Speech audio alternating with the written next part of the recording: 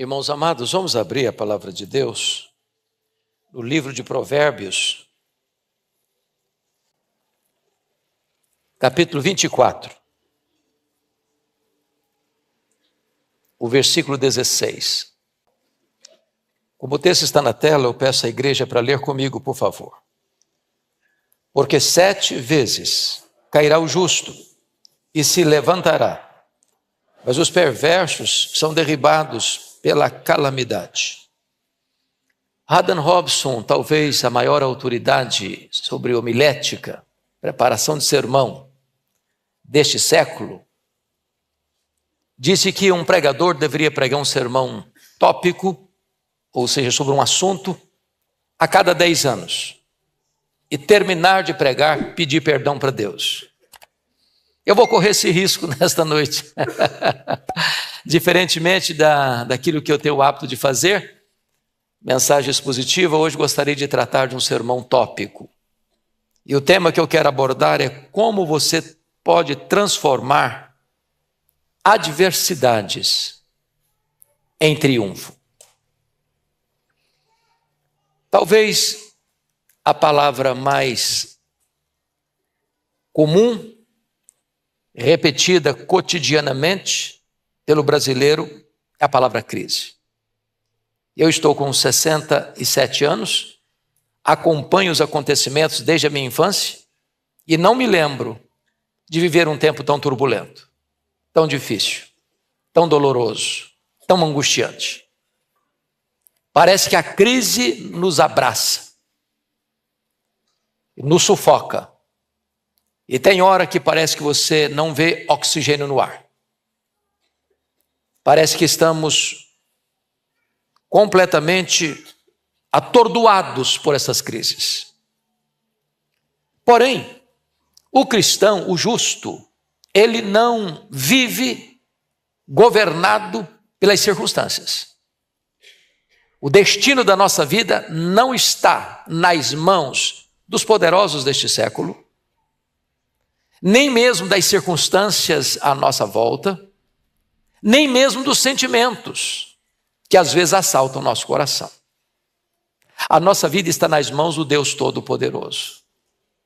O apóstolo Paulo, preso em Roma, numa circunstância adversa, afirmou: tudo posso naquele que me fortalece.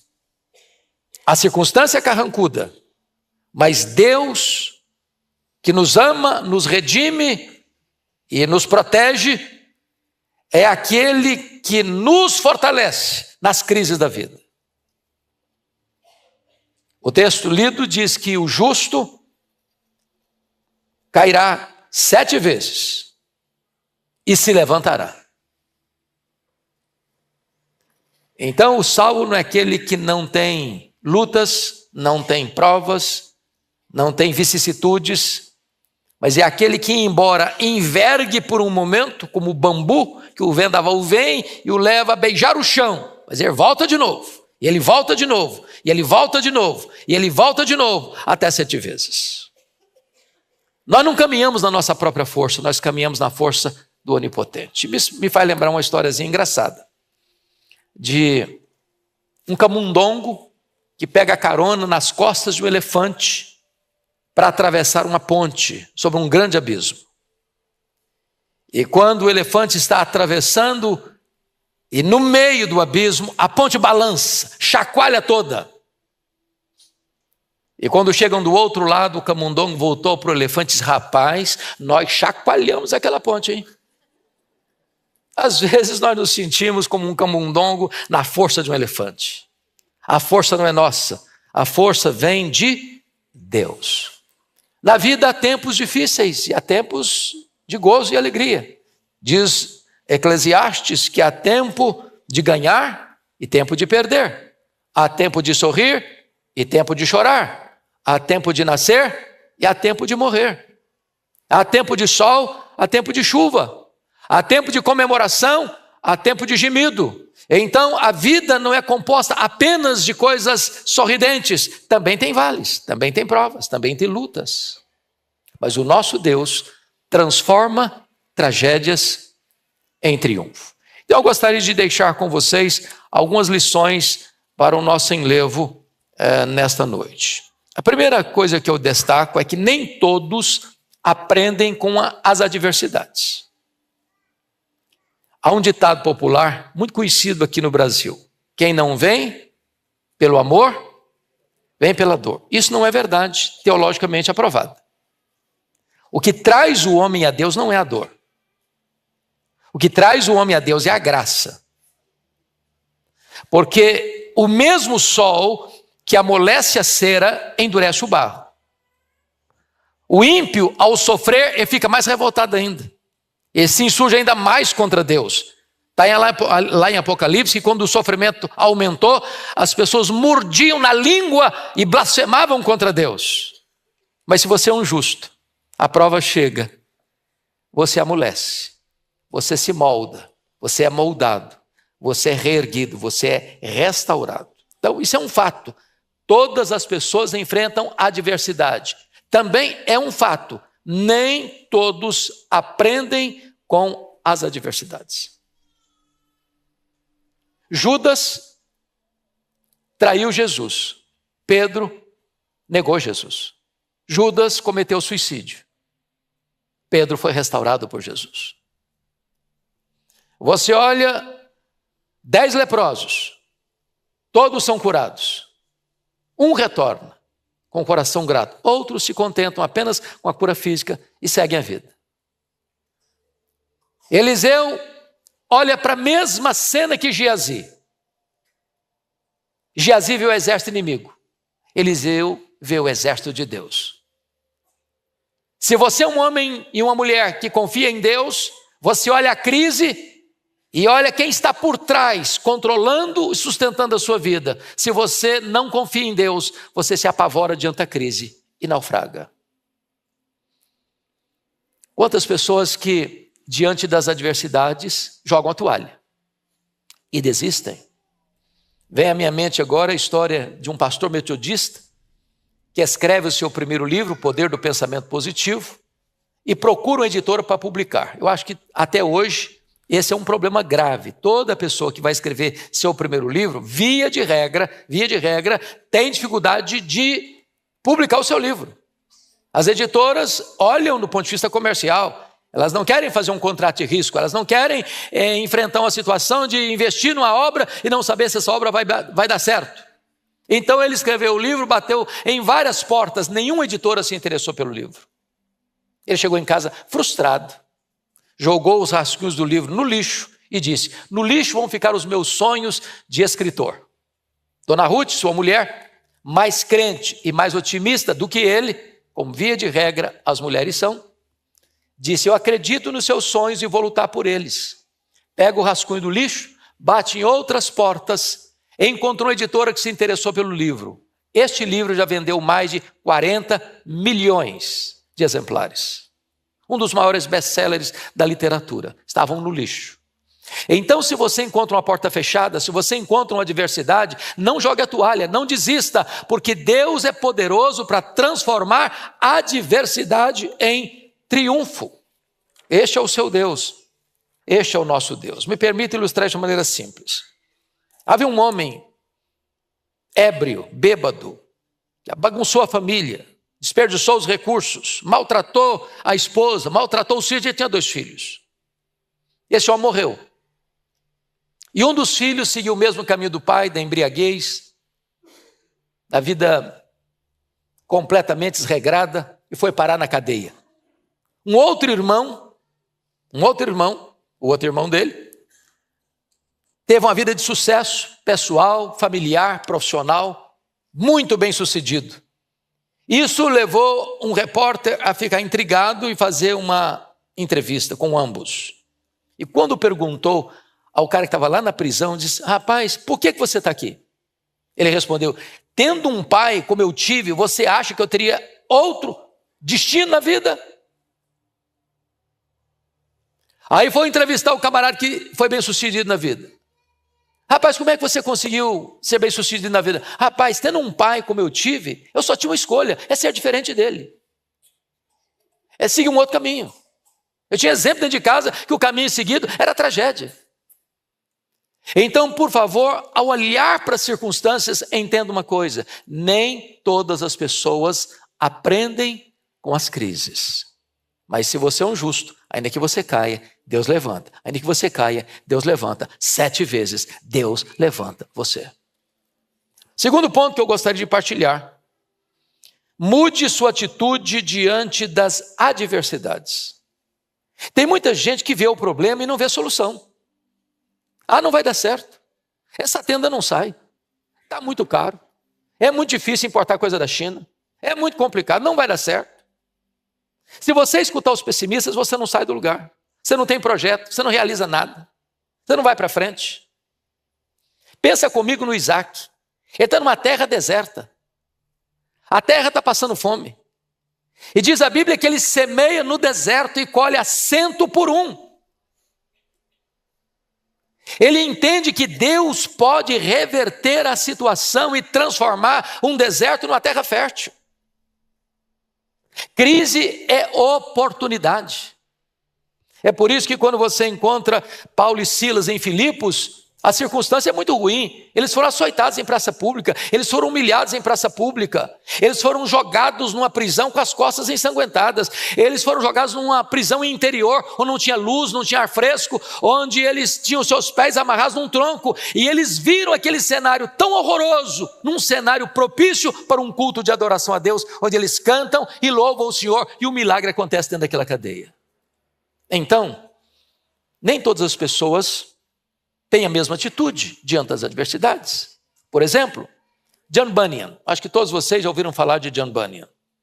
Era um evangelista, batista, que pregava em praça pública em Bedford. E não se podia pregar em praça pública. E ele foi pregar em praça pública. E eles o prenderam. E diziam para ele: se você prometer de não pregar mais em praça pública, nós soltamos você. E se vocês me soltarem, eu vou para a praça pregar. E lá da cadeia, ele via sua filha primogênita cega, passando dificuldades, numa prisão imunda. Mas aquela prisão foi o ambiente propício para ele escrever a obra talvez mais lida no mundo depois da Bíblia, O Peregrino, que retrata a peregrinação do servo de Deus, deste mundo de agruras, para as mansões celestiais. Ele olhou para as circunstâncias difíceis com outros olhos. Eu acho que todos vocês que gostam de acompanhar o cenário político, não só do Brasil, mas do mundo, devem se lembrar da história de Richard Nixon.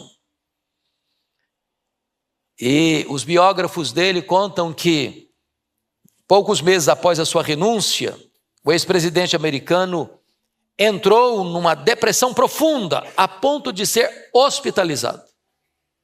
E ele estava completamente sem ânimo para viver, completamente arruinado, devastado pela depressão, chegando a dizer: a minha vida acabou, eu não tenho mais razão para viver, eu fracassei, eu envergonhei o meu país, meu nome está na lama. Quando de repente entra uma enfermeira apressada no quarto e diz: presidente, presidente, presidente, abra a janela. E quando ele abriu a janela, havia um avião levando uma faixa enorme com os seguintes dizeres: Senhor presidente, Deus te ama e nós também te amamos. Quem mandou fazer essa faixa e o avião voar de frente à janela foi dona Ruth Graham, esposa de Billy Graham. E conta os biógrafos de Richard Nixon que aquela atitude de Ruth Graham trouxe ânimo para o seu coração, cura para a sua alma, restauração para a sua vida. E a partir daquele momento, depois do escândalo da Watergate, ele vem a se tornar consultor sobre assuntos nacionais e internacionais. Aquela palavra entrou no seu coração e mudou o cenário da sua vida. Não importa a crise que você esteja vivendo, não importa o poço que você caiu, não importa a dor que você está passando, saiba de uma coisa: Deus ama você.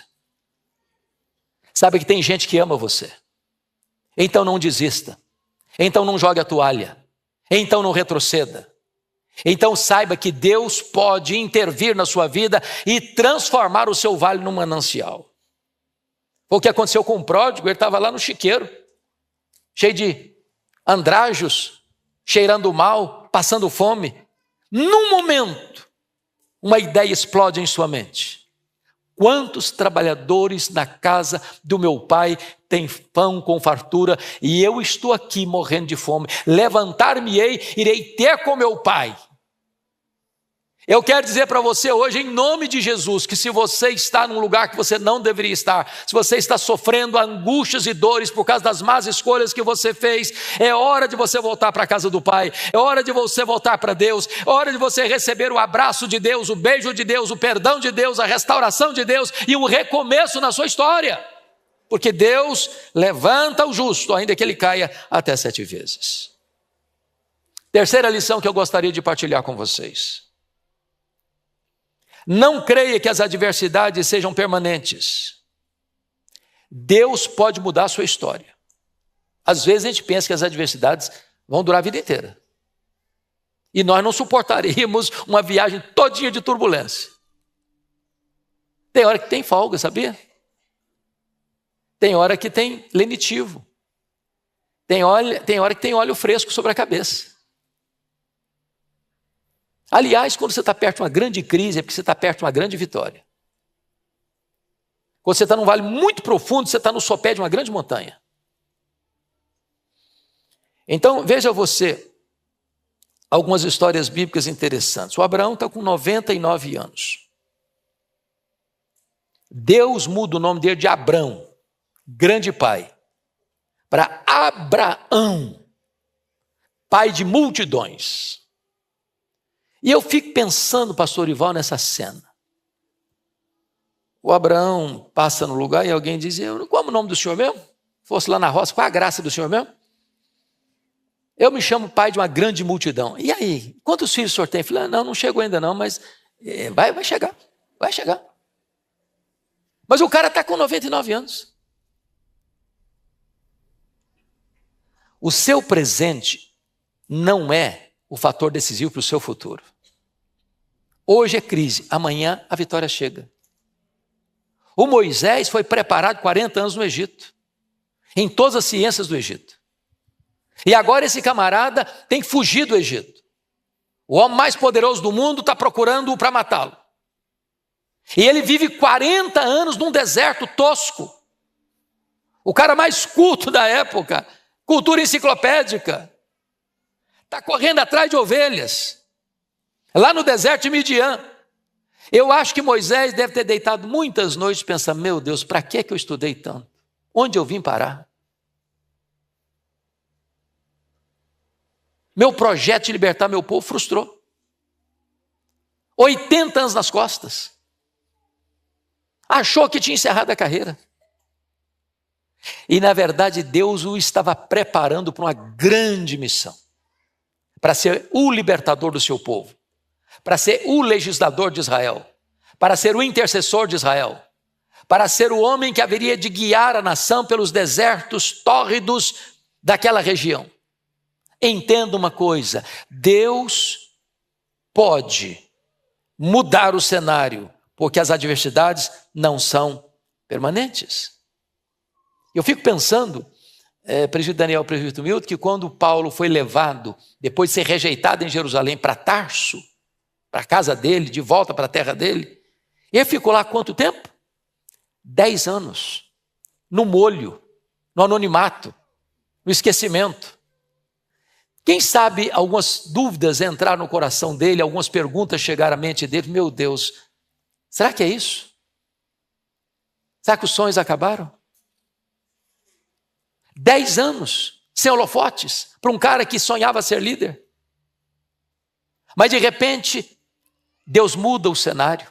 Acontece um avivamento em Antioquia da Síria. O Barnabé vai para lá, lembra dele, vai e o apanha, o leva para Antioquia. E a partir daí a história não só de Paulo muda, a história da igreja muda, a história das nações muda, a história da missiologia muda. Porque as crises não são permanentes. Eu fico pensando que quando João foi para a ilha de Pátimos, meus irmãos, João era um homem de aproximadamente 90 anos, numa colônia penal, numa ilha vulcânica. Os seus pares estão morrendo, crucificados, queimados, flechados, crucificados. A igreja está sofrendo terrivelmente. Parecia o fim. Mas as crises não são permanentes, as adversidades não são permanentes, e de repente Deus o leva para ter uma contemplação de Deus no trono, do Cordeiro com o livro na mão, e com a história sob o controle de Deus, e Deus reverte a situação. Eu não sei qual o tamanho da crise que você está vivendo hoje, meu irmão, mas Deus pode reverter essa situação. Deus pode. Às vezes as pessoas não acreditam em você. Às vezes as pessoas olham para você e acham que você nunca vai conseguir. Carimbam você. Me permita aqui um dado muito curioso que saiu na revista Time em abril de 1986. O artigo publicado tinha o título Homens sem perspectiva de futuro. Primeiro nome da lista, Beethoven. Esse jovem tem uma maneira estranha de manusear o violino. Prefere tocar suas próprias canções ao invés de aprimorar suas técnicas. Seu professor o qualificou sem esperança como compositor. Ludwig van Beethoven, um dos maiores músicos da história. Segundo nome da lista, Walt Disney.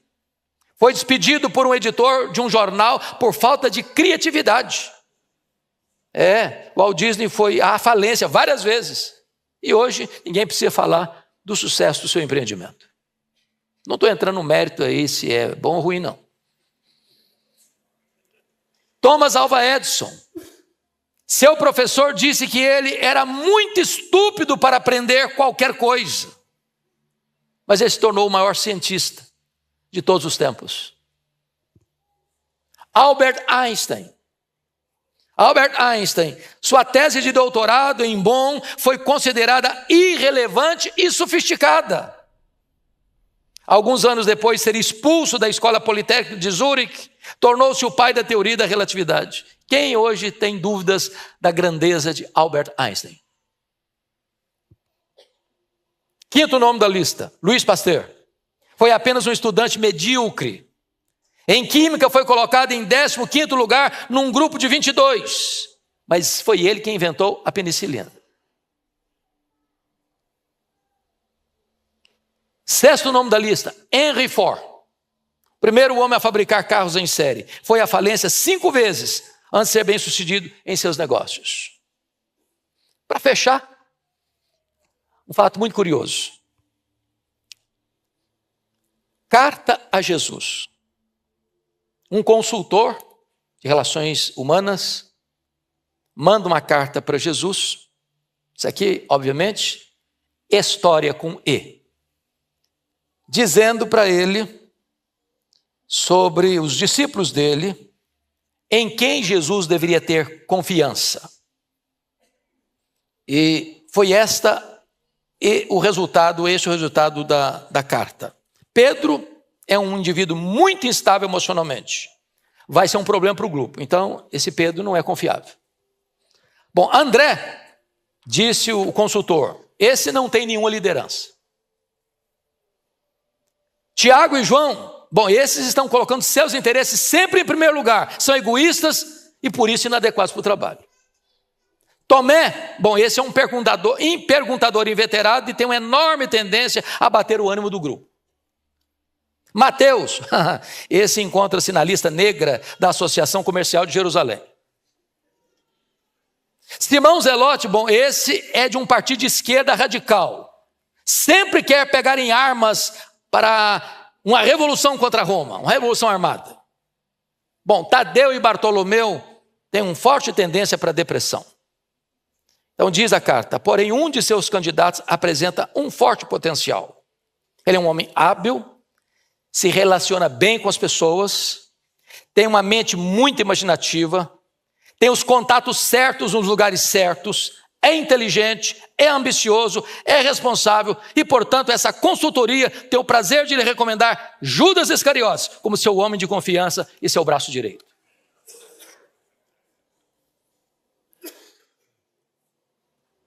Se as pessoas não acreditam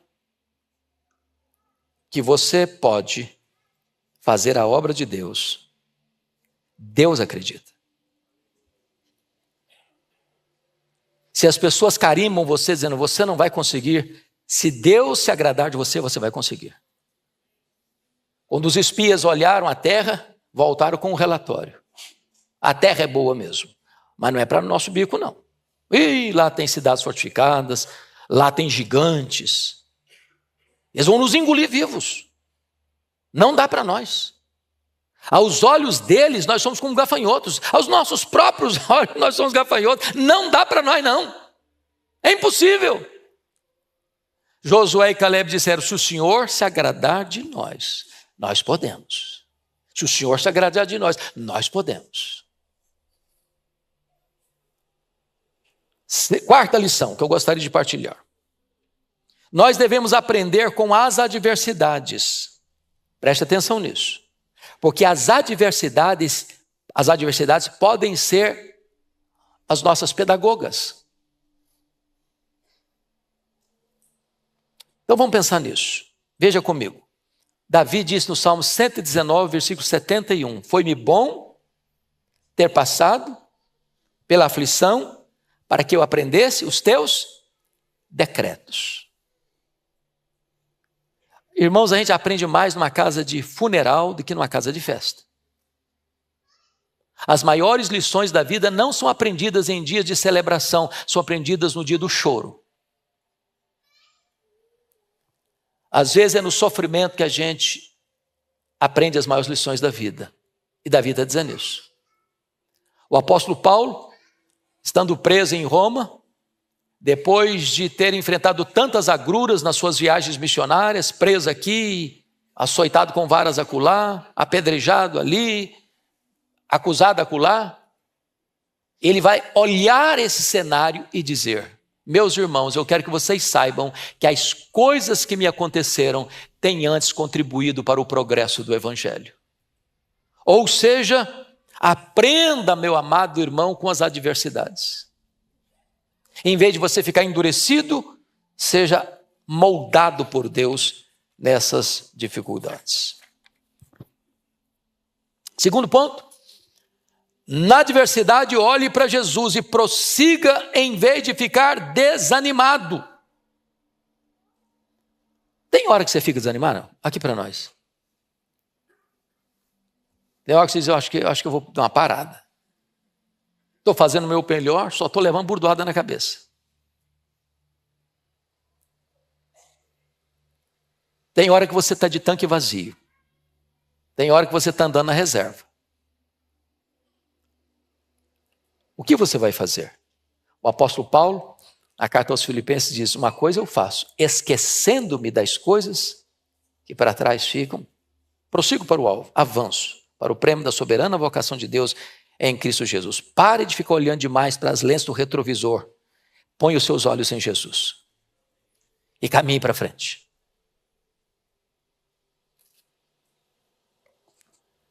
Quando as tempestades estavam assolando o barco dos discípulos no mar da Galileia,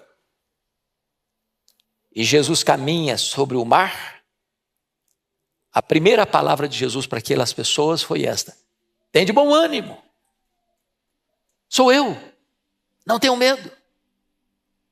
Tem hora, meu irmão, que a sensação que a gente tem é de prostração. Jogar a toalha, entregar os pontos, não lutar mais.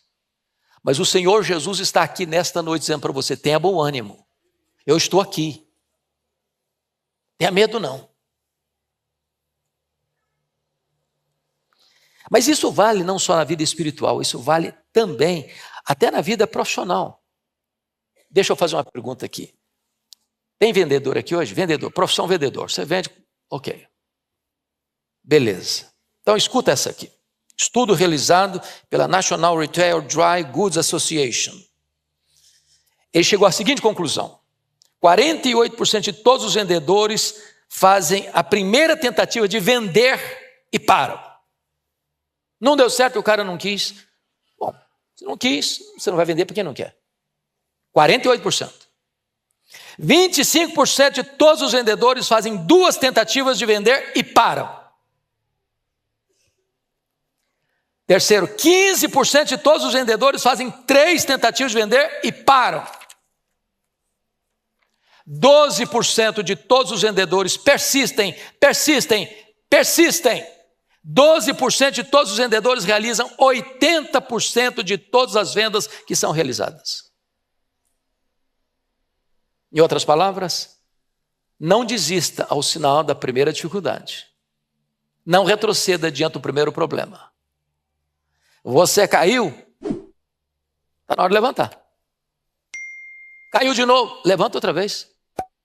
Caiu terceira vez, está na hora de eu levantar de novo. O justo cai e levanta até 7 vezes. E 7 é o número ideal, é o número perfeito. Onde há um coração quebrantado, onde há disposição de aprendizado, onde você está olhando para Deus, onde você compreende que Deus é que está no controle da situação, Deus dá força para você se levantar, botar o pé na estrada e continuar caminhando. Bom, permita-me encorajar você a não retroceder. E eu gostaria de dar mais um dado histórico, para mim importante. Eu digo importante porque eu amo política desde a minha infância. Acho que vocês todos sabem que meu grande sonho de juventude era ser político e advogado. Até que Deus me chamou para o ministério, eu desisti. Mas acompanho política com muito interesse até hoje. E sofro demais por isso. Talvez uma das pessoas para mim mais incríveis na história chama-se Abraham Lincoln, 16º presidente dos Estados Unidos. Então escute a história dele. Hoje Lincoln é tão conhecido que o nome dele é comemorado nas ruas, em avenidas, em bancos, em carros, em universidades. Mas Abraham Lincoln, aos 22 anos, fracassou em seus negócios. Aos 23 anos foi derrotado para a legislatura. Aos 24 anos, novamente fracassou em seus negócios. Aos 25 anos foi eleito para a legislatura. Aos 27 anos foi vítima de um colapso nervoso. Aos 29 anos foi derrotado à candidatura de presidente da Câmara. Aos 31 anos foi derrotado no colégio eleitoral. Aos 39 anos foi derrotado na sua candidatura ao Congresso. Aos 46 anos foi derrotado na sua candidatura ao Senado. Aos 47 foi derrotado na sua candidatura à vice-presidência. Aos 49 anos foi derrotado na sua candidatura ao Senado. Aos 51 anos foi eleito presidente dos Estados Unidos da América, o maior presidente da história até hoje. Eu não sei se eu fosse candidato com tanta derrota, se eu continuaria. Não jogue a toalha em nome de Jesus. Não desista. Deus é poderoso, meu irmão, minha irmã, para transformar os nossos vales áridos em mananciais. Está lá no Salmo 84. E eu queria, para terminar, citar 3 exemplos. O primeiro deles, George Matheson. Ele vai ao médico, recebe a notícia de que ficaria cego em poucas semanas. Ele vai comunicar esse fato à sua noiva, que ele ficaria cego em poucas semanas. E a noiva termina o noivado com ele. Em vez de naufragar no vale da dor, ele começa a compor. E escreve o hino que você e eu cantamos até hoje. Amor, que por amor desceste, amor, que por amor morreste, ó quanta dor não padeceste, minha alma vieste resgatar e meu amor ganhar. Eu não vou fazer igual o pastor Orival, porque poucos dias aqui, ele fez um solo aqui, eu estava acompanhando e falei, Orival como cantor é um bom pregador. Eu acho que eu sou pior do que ele como cantor. Mas entenda que você pode transformar o vale num manancial. Esse hino de Matheson tem abençoado milhões e milhões de pessoas até hoje.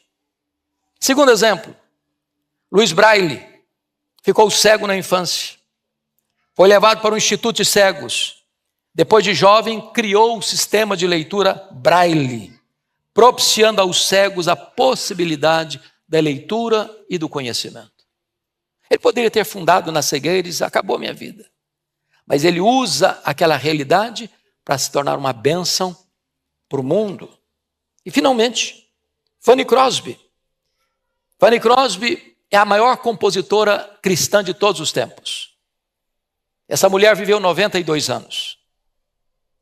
Essa mulher ficou cega na 6ª semana de vida, por um erro médico. Essa mulher compôs mais de 4.000 hinos. Essa mulher cantou basicamente todos os seus hinos de cor. E todos nós cantamos os hinos que ela compôs. Que segurança tem em Jesus. A Deus demos glória por seu grande amor. Quer estar ao pé da cruz, que é tão rica fonte. Ela transformou um vale num manancial. Então, permita dizer a vocês que Deus pode mudar a nossa sorte. A crise não é permanente. Se você cair, Deus levanta você.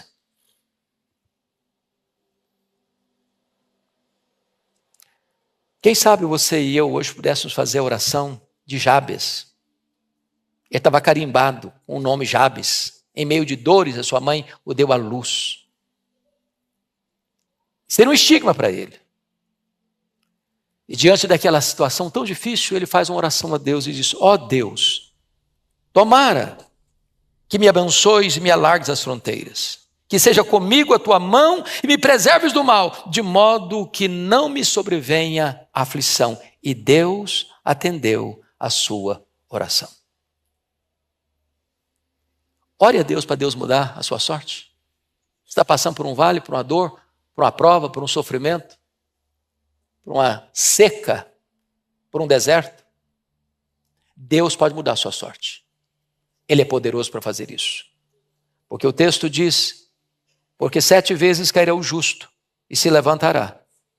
Os perversos são derribados pela calamidade, mas Deus vai erguer você.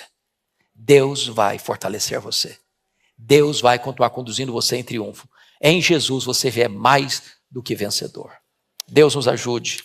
Deus nos abençoe. Amém.